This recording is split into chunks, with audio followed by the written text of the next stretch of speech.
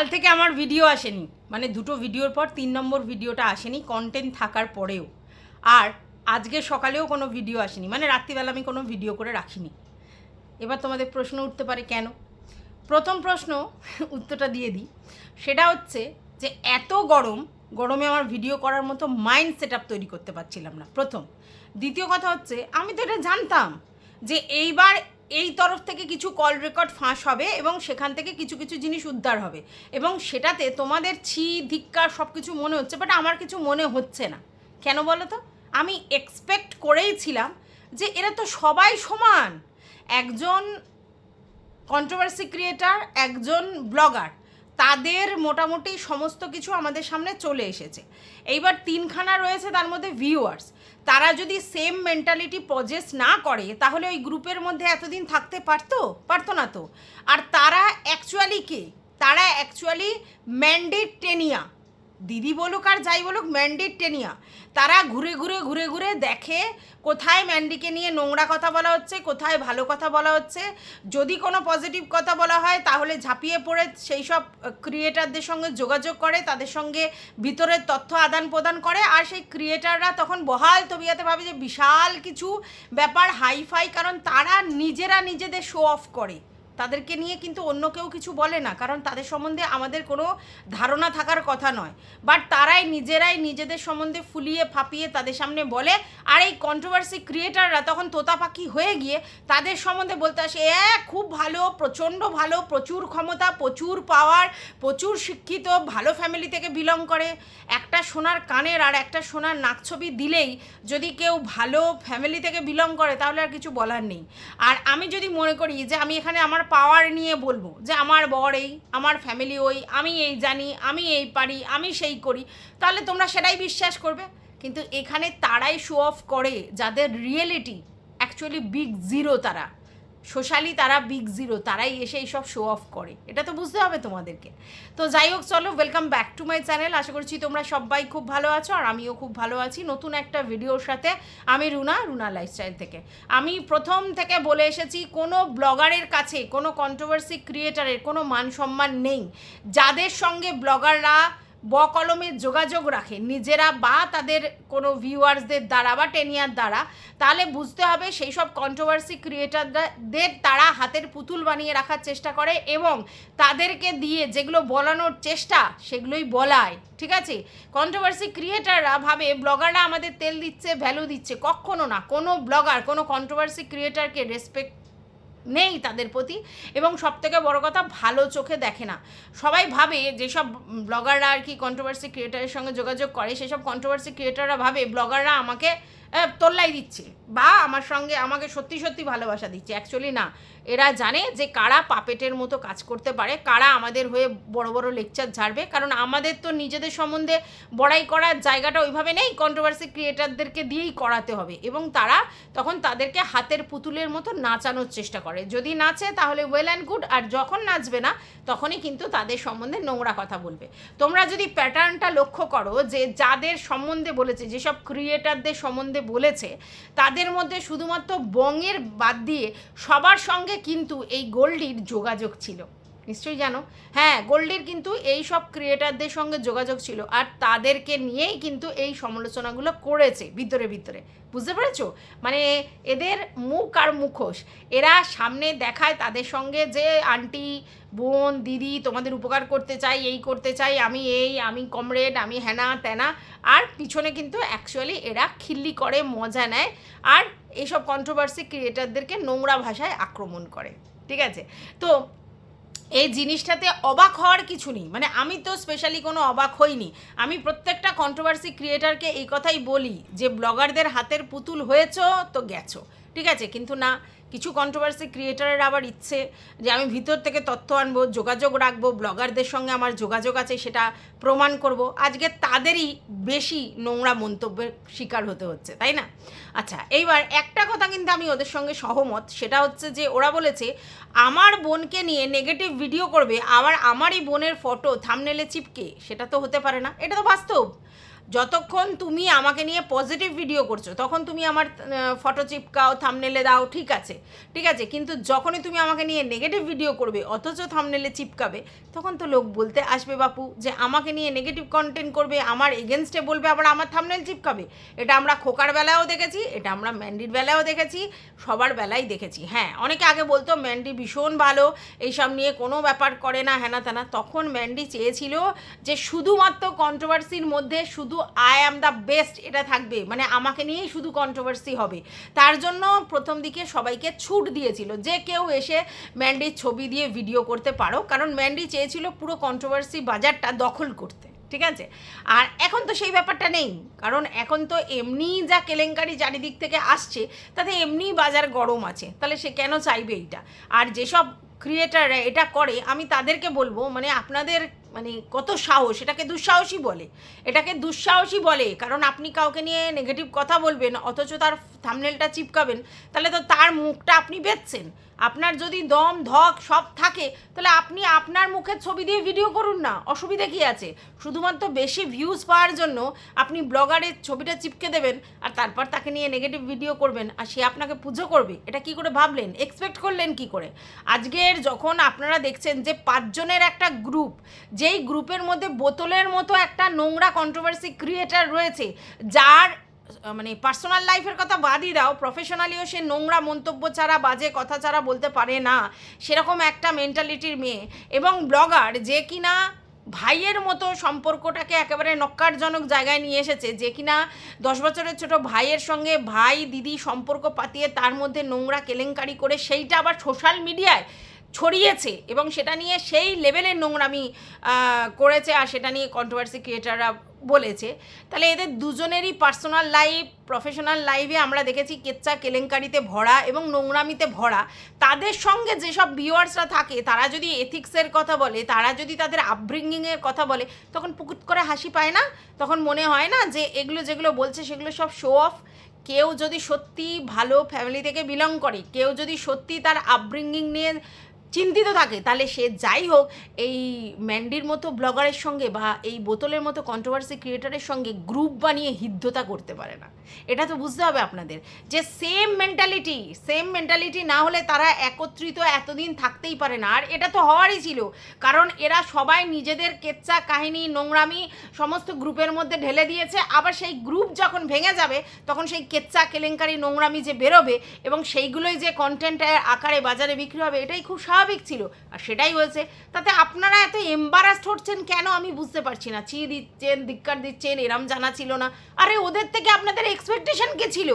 আপনাদের এক্সপেকটেশনটা কী ছিল? আমি তো এটাই বুঝতে পারছি না। ওরা আপনাদের সঙ্গে ফোন করতো বলেই কি ওরা ভদ্রলোক? ওরা আপনাদের কাছে এসে আপনাদের তোল্লাই দিত বা কমরেড বলতো বা বাজে মানে কথা না বলে ভালো কথা বলতো বা কিছু তথ্য এদিক ওদিক করতো বলেই কি তারা ভদ্রলোক নাকি? ভদ্রলোক কারোর গায়ে লেখা থাকে না, তার ব্যবহারে তার পরিচয় পাওয়া যায়, ঠিক আছে? আর আমি তো প্রথম থেকেই জানতাম।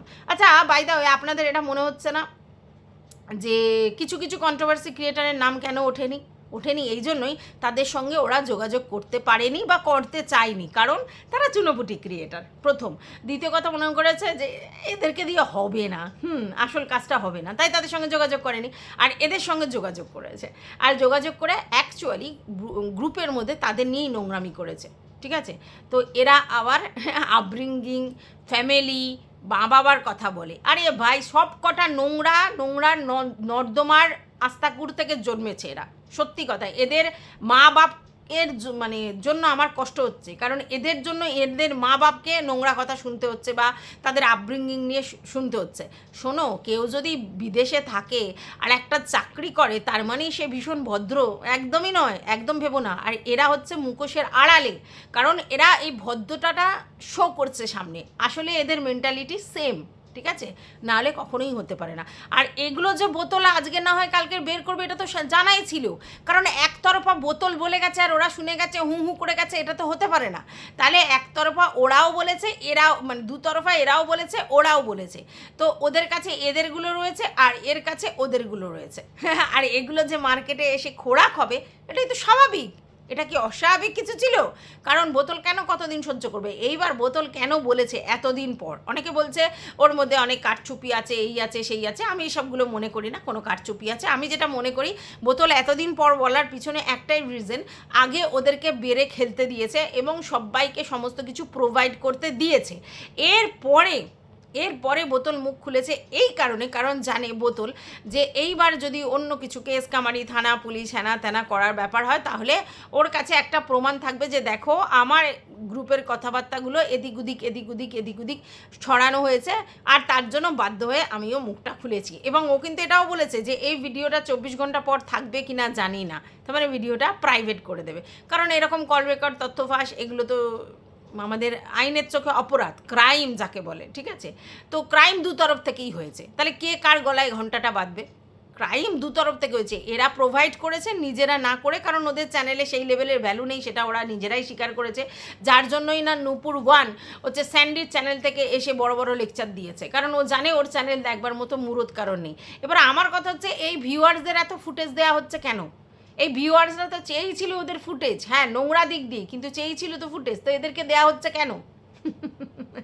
তোমরা এটা বুঝতে পারছো না? এরা ইউটিউব মার্কেটে এটাই প্রমাণ করতে চাইছে যে আমরা ব্লগিং না করে, কন্ট্রোভার্সি না করে, শুধুমাত্র ভিউয়ার্স হয়ে সেই লেভেলের ফুটেজ পাচ্ছি। আর এরা যে ফুটেজটা পাচ্ছে সেটার কারণ হচ্ছে ম্যান্ডি এবং বোতলের সঙ্গে এদের সাহচর্য, মানে এদের সঙ্গে এদের একসঙ্গে থাকা, এর জন্যই পাচ্ছে। আর এই জন্যই তো গ্রুপ করেছিল, এই জন্যই তো এদের নোংরা মেন্টালিটি নিয়ে বলেছিল। আর এই দেখো গোল্ডি দিদিকে নিয়ে আমি যত বলবো তত কম হবে, কারণ গোল্ডি দিদি একটা মানে সত্যি একটা নোংরা টাইপের মহিলা, যে কিনা সারাদিন কোনো কাজকর্ম নেই, কাজকর্ম থাকলে কেউ এগুলো করতে পারে না, তার নিজের সংসার হাজিয়ে সে সারাক্ষণ মুখ গুজে ইউটিউবে পড়ে থাকে, প্রত্যেকটা কন্ট্রোভার্সি ক্রিয়েটারের সঙ্গে গিয়ে যোগাযোগ করে। কিসের স্বার্থে, কী কারণে?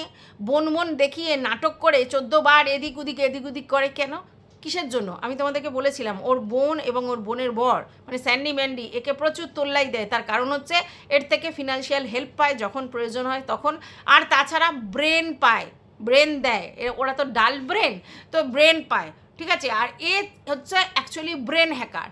এই যে ম্যান্ডি স্যান্ডির ব্রেনটা হ্যাক করতে পারছে, এটাই এর কাছে সব থেকে বড় ব্যাপার। এই ব্রেন হ্যাকারগুলোই হচ্ছে অ্যাকচুয়ালি এটা প্রমাণ করার চেষ্টা করে যে ইউটিউবের বড় বড় ব্লগারদেরকে আমরা আমাদের ইশারায় নাচাতে পারি, আমরা যেরকম বলি ওদের ব্রেন সেভাবে চালিত হয়। আর এটা এক ধরনের স্যাটিসফ্যাকশান, এবং এগুলো আসে মেন্টাল কোনো জায়গা থেকে, মানে এদের মেন্টাল জায়গাটা ঠিক জায়গা নেই। এরা সোশ্যালি যেগুলো ছড়াচ্ছে তার কারণ হচ্ছে এরা মানে পার্সোনালি ভালো নেই, ফ্রাস্ট্রেটেড, একদমই তাই। তারা সংসার জীবনে কখনো ভালো থাকতে পারে না। যারা সংসার জীবনে ভালো থাকে তাদের কোনো প্রয়োজন নেই অ্যাজ আ ব্লগার এসে এইসব কুটকাচালির মধ্যে থাকা, প্রত্যেকের সঙ্গে যোগাযোগ করা, এই কন্ট্রোভার্সি ক্রিয়েটারের সঙ্গে যোগাযোগ করা, যার এই লেভেলের বদনাম আছে ওই ব্লগারের সঙ্গে যোগাযোগ করা, যার একটা গায়ে বদনাম সেটে আছে। যোগাযোগ করার কোনো প্রয়োজন আছে? হ্যাঁ, ভিডিও দেখতেই পারে, এন্টারটেনের জন্য মানুষ ভিডিও দেখতে আসে। তাই আমি কত বড় শিক্ষিত সেটার জন্য কোনো ভিডিও দেখলে সে খারাপ হয়ে যায় তা নয়। ভিডিও তো তারা এন্টারটেনের জন্য দেখতে আসে, সেখানে মজার জন্য দেখতে আসে, কিউরিওসিটির জন্য দেখতে আসে। কিন্তু যখনই এই ভিডিও দেখার বাইরে এই রকম যোগাযোগ স্থাপন করে তখন বুঝতে হবে যে এদের সোশ্যাল লাইফ একদম ভালো নেই। এরা সামাজিকভাবে লোকের সঙ্গে কোনো না কোনো জায়গা থেকে প্রবলেমেটিক, মানে এরা ফ্রাস্ট্রেটেড, এদের নিজস্ব জগৎ তৈরি হয়নি, তাই এরা এই নোংরা ওয়েভলেন্থে নিজেদেরকে নিয়ে এসে কনভার্ট করে এদের সঙ্গে থেকে এইসব নোংরা কথা বলে নিজেদের মানসিক জায়গায় স্যাটিসফ্যাকশান আনে, ঠিক আছে? এরা যারা বলে না আমরা ভীষণ সুখী, বর নিয়ে সুখী, বাচ্চা নিয়ে সুখী, আমাদের ফ্যামিলি নিয়ে সুখী, আমাদের এই ফ্যামিলি ওই ফ্যামিলি, সব ভুয়ো কথা। সুখী থাকলে তাদের এত সময় থাকে না। তোমরা দেখতে পাচ্ছ যারা আমরা ভিডিও করি, ঠিক আছে, আমরা যারা ভিডিও করি তারা ভিডিওর জন্য কারোর সঙ্গে মানে কথাবার্তা বলি বা কোনো কিছু জোগাড় করি, সেটা আলাদা কথা। ভিডিওর বাইরে আমরা কি এরকম এগুলো করব?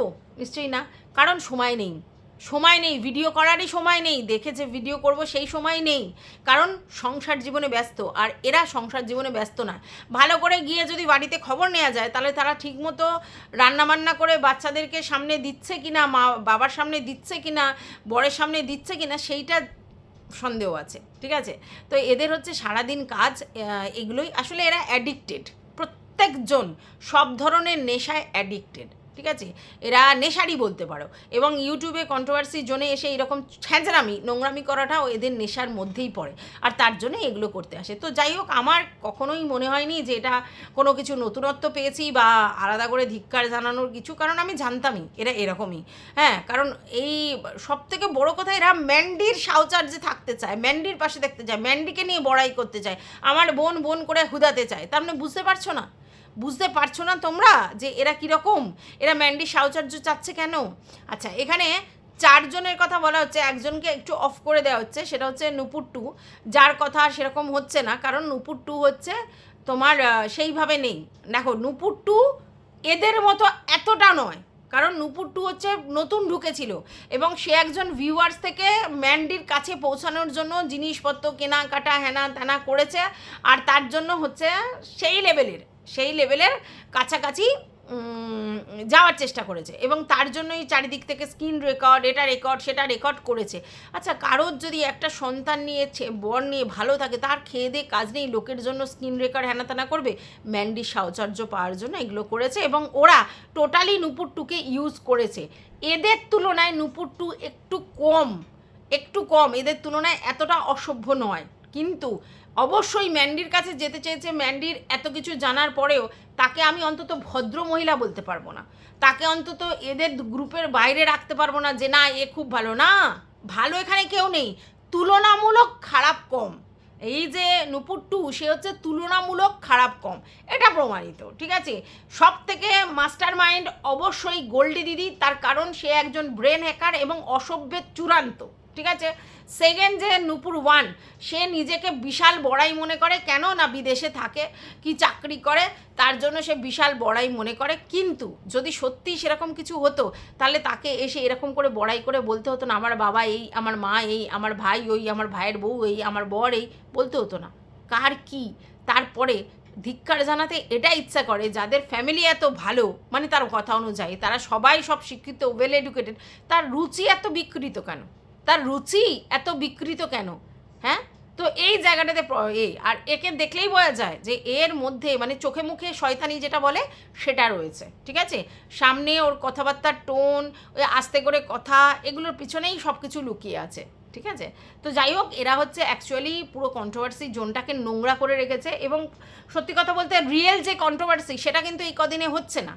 আমরা যারা কন্ট্রোভার্সি করছি তারা ভিডিও দেখে কন্ট্রোভার্সি করছি, কিন্তু এই ভিডিওগুলোর মধ্যে বেশিরভাগই রয়েছে তথ্য, কল রেকর্ড, এদের চ্যাটিং, এদের সমস্ত কিছু। আলটিমেটলি আমরা কি করছি, গোলক ধাঁধার মধ্যে ঘুরছি, এদের মধ্যের জিনিসপত্রগুলোই নিয়ে মানে খেজুরে আলাপ করতে আসছি। এবার তোমরা বলতে পারো কেন করছো তোমরা, কারণ ভিউয়ার্সদের চাহিদা, কারণ ভিউয়ার্সরা চাইছে শুনতে, জানতে, কিউরিসিটি দেখাতে, কারণ কন্ট্রোভার্সির মধ্যে মেন পার্টটাই তো কিউরিসিটি, তো সেই কিউরিসিটিটা ভিউয়ার্সরা রাখাচ্ছে। তাই এইবার এখান থেকেই সমস্যা, অনেক ভিউয়ার্স বলছে আমরা এই ভিউয়ার্সদের নিয়ে ইন্টারেস্টেড নই, আমরা কন্ট্রোভার্সি ক্রিয়েটার এবং ম্যান্ডি ব্লগারকে নিয়ে ইন্টারেস্টেড।